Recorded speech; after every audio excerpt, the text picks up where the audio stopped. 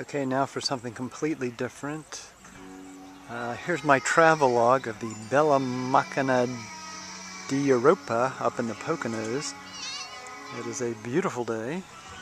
Of course, I have to start with my own slightly modified 348 next to the perfect 348 of Dennis's and the also perfect 348 of John's and bunches of other Ferraris.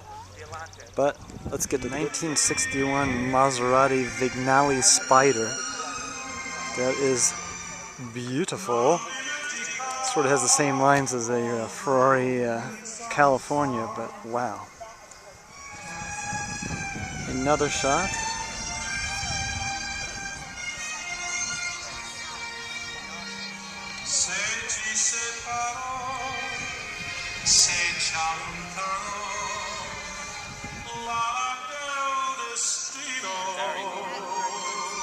Perfect restoration.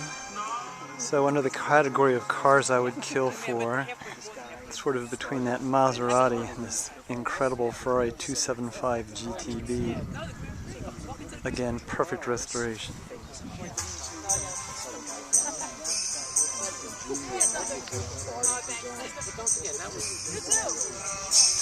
This has got to be one of the best looking rear ends since Jessica Alba. Everything is perfect, the subtle spoiler, the perfect tail light.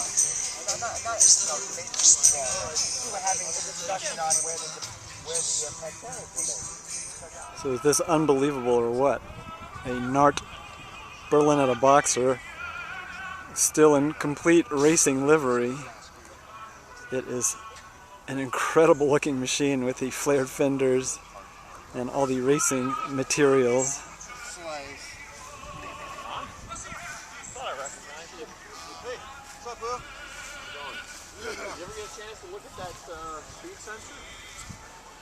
Check out the exhaust pipes, the bent aluminum spoiler.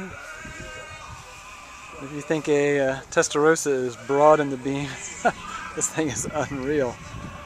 But a great thing to drive down the street in your hometown, no doubt about that. Killer car. There's a 1954 Maserati Pininfarina Coupe, one of 4 in existence. And the stunning thing, aside from the beautiful bodywork, is the jewel-like quality. Now, admittedly, the restoration is perfect, and the paint is perfect, but just the workmanship of the details is unbelievable.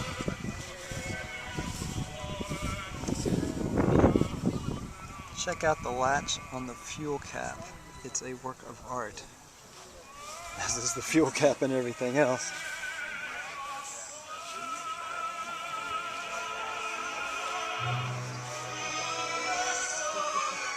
Complete with side pipes. Obviously in better shape than it ever came out of the factory. I'm afraid I'm a sucker for the older cars rather than the new stuff. What I just like the bore is very beautiful lines. I gather they're a little tricky to work on thanks to the Citroën hydraulic system. I mean, any car where the seat is fixed and the pedals and steering wheel move tells you it's differently engineered, but it is a good looking car. And they seem to be appreciating in value. A great design. And here's a car you don't see very often, and for some reason seems to be very undervalued to me. I guess because it's a 2+2. And it's the Maserati Indy. I mean, the Ghibli was being made at the same time, and because it's a 2-seater, it's more sought after, but I think this is an equally beautiful car. And slightly more practical. It's got the big Maserati V8 in it. And lots of air horns. Now, admittedly, it's primitive. It's got, I think, a live axle and leaf springs in the back. But I think it's a great looking body style. And you get red carpets too. This is a beautiful 1966 Lamborghini 400 GT.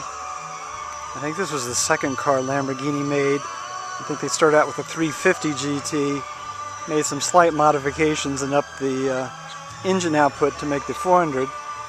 And then from this one they went on to the Islero, which you can see in my other video on the Isleros. But this is a beautiful restoration. Again, probably better than it came out of the factory.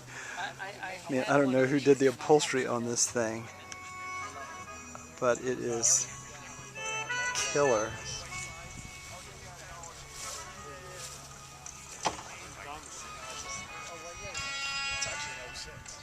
I don't know if these will come over, translate well, but unbelievable. This is what the car used to look like.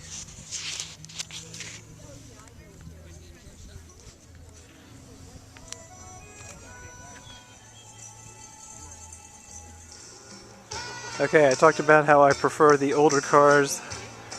Here is an example of newer car excess. Yep. Isn't that amazing?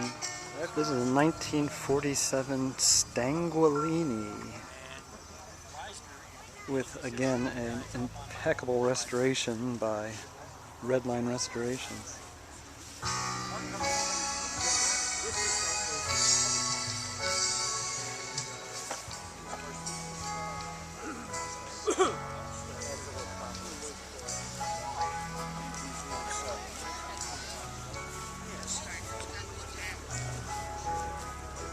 Quite a rear end on this thing.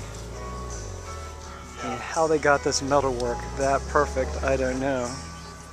And if you think that's astonishing, check out the paint and body work on this Bugatti.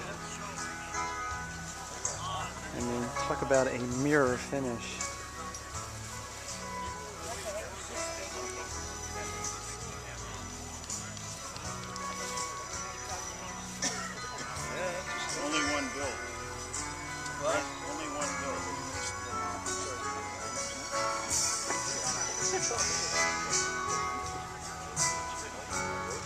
This is an interesting and rather rare car. It's a 1971 Italia.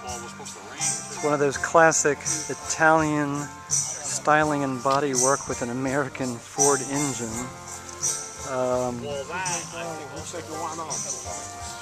Some of them had glass over the headlights, some of them didn't. This one does, which makes it a favorite of mine.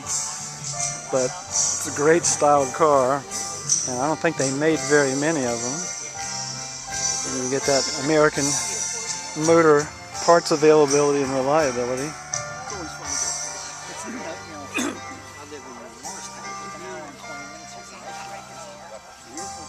Great looking car.